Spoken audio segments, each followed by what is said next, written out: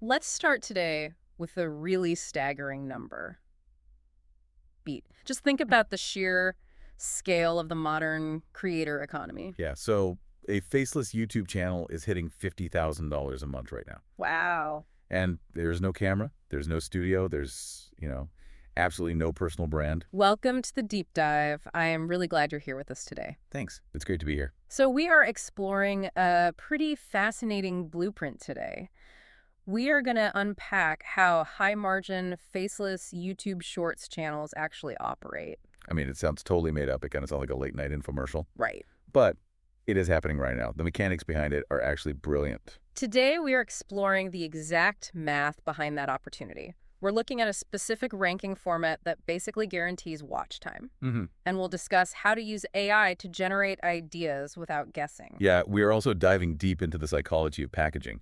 And finally, we'll break down the daily system required to actually win. I do have to push back a little right out of the gate, though. Sure. Because a lot of people, myself included, assume the faceless channel model is completely dead. Right. We just see endless spam everywhere. I hear that constantly. People think the era is over. Yeah. But they are looking at the wrong channels entirely. They're looking at the bottom feeders, right? Exactly. They're looking at the bottom feeders. Like, they see those low-effort AI voices. They see random, disconnected stock footage just slapped together. Yeah. Spammy copied scripts stolen straight from Wikipedia. Of course, those channels fail.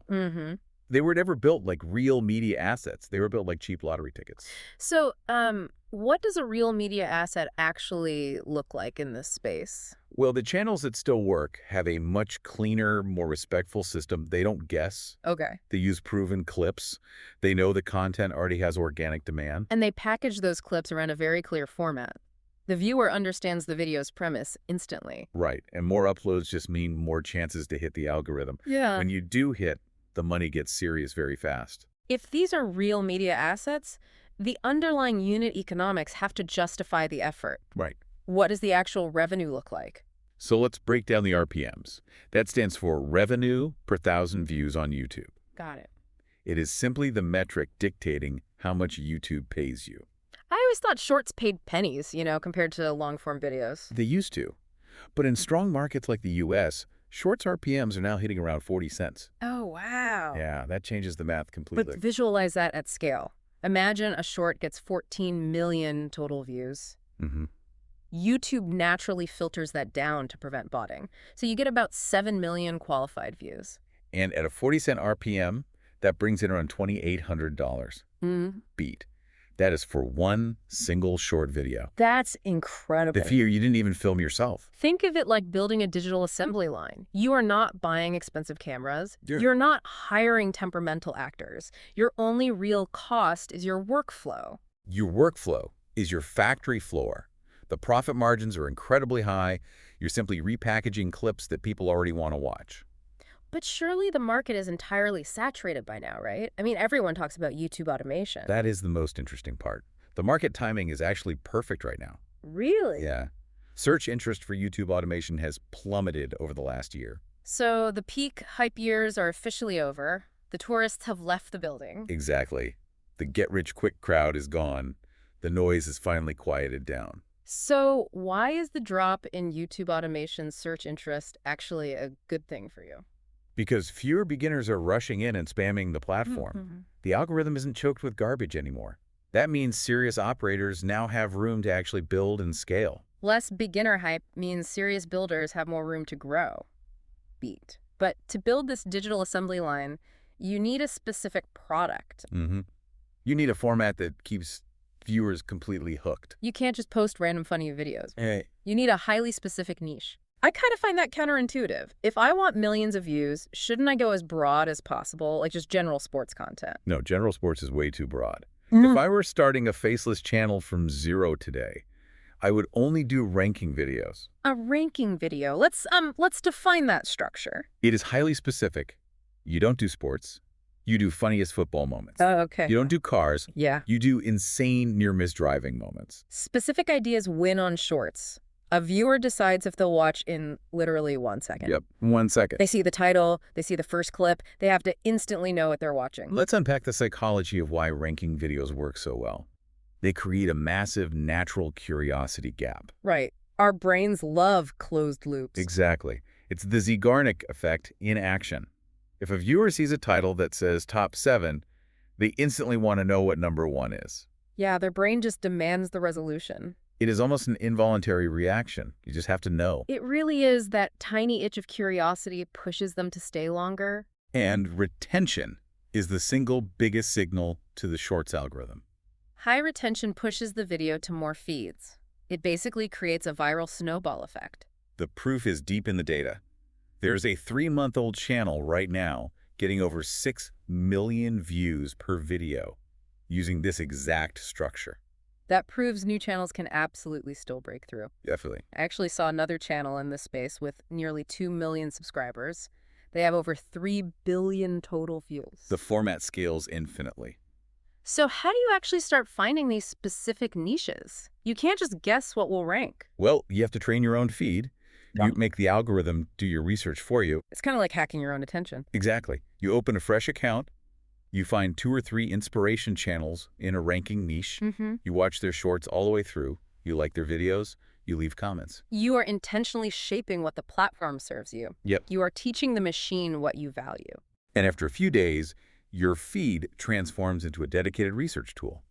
You start seeing winning examples automatically. Without searching for hours. Right. You want to study their video topics, look at their title styles, count exactly how many clips they use, note their ranking order. You learn from channels that already have repeatable winning formats. You basically deconstruct their success. So why do broad niches fail so consistently for beginners? Because broad topics don't trigger immediate curiosity. If you just post funny sports, there is no promise to the viewer. A specific angle promises a very particular emotional payoff, which keeps them watching. Specific angles make finding clips and holding viewer attention much easier. Beat. So you've trained your feed. You have found your specific niche. But how do you get ideas for daily posts without burning out? You let AI do the heavy lifting for you. I have to admit something here. I still wrestle with blank page syndrome myself. Oh, totally. Staring at a blinking cursor is just terrifying, even when I know the niche. We all do it. It is exhausting to generate ideas from scratch. But the biggest mistake people make is asking AI to just come up with random ideas. Yeah, never ask AI for random ideas. You have to feed it proven historical data first. You want to study what already worked in the real world. Yeah. Then you use Claude AI to turn that exact data into new ranking topics. For this specific workflow, you need 2 tools. You need the free VidIQ browser extension, and you need a Claude account.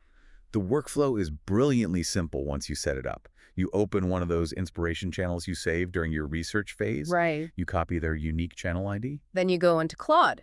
You are going to use a connector. Yes, the connector feature is absolute magic. Let's clarify that term real quick. A connector is a tool letting AI read live internet data. Perfect. So you select the VidIQ connector inside Claude. You paste the competitor's channel ID right into the prompt box. And Claude pulls a massive live report. Exactly. It doesn't just guess. It pulls their top videos, it pulls their growth charts, it analyzes their actual upload patterns over time. Now, you are not guessing either. You are asking Claude questions based on hard, undeniable data. It's kind of like stacking Lego blocks of data to build a perfect prompt. The prompt architecture is crucial here. You don't just say, give me videos. Right. You ask Claude for 30 viral ranking ideas based strictly on the competitor's top performers. You also ask Claude to explain exactly why the idea works psychologically. And you ask what specific types of clips you should hunt for. Claude will spit out highly targeted ideas. It will suggest things like ranking the most insane near-miss driving moments. The idea matches a proven format. The clips are incredibly easy to search for on other platforms. And the viewer understands the stakes fast. It completely eliminates the guesswork from content creation. So does Claude just copy the competitor's videos exactly? No, it is much smarter than that. It analyzes the underlying structure of their viral hits, it maps the emotional triggers they use, and it applies those exact triggers to slightly different topics. It extracts the winning psychological format, not the exact same videos. Beat. Now you have a deep bank of proven ideas. It is time to assemble the parts. We need to actually build a video that stops the endless scroll. Mid-roll sponsor a red placeholder? All right, we are back. We have our data-backed ideas generated by Claude. Now we need to look at the packaging anatomy. This is where we actually construct the video. A dedicated production tool like RankReel is very useful here. Right. It's built specifically for these ranking formats. Let's look at the titles first. Your title must be processed by the brain instantly. Use exactly 2 lines of text, no more. Mm-hmm. If it is 3 lines, it clutters the screen.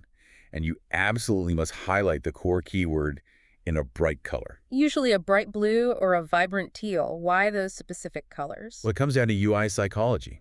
YouTube's native interface is mostly red, white, and black. True. A bright teal text completely breaks their visual environment.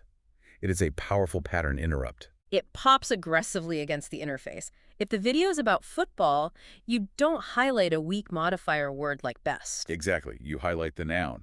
You highlight the word football. Funniest football moments, the viewer does not need to decode anything. Yeah. The neon blue text tells their brain what to expect instantly. In a faceless channel, your text packaging does the exact job a creator's face usually does. It establishes immediate trust and context.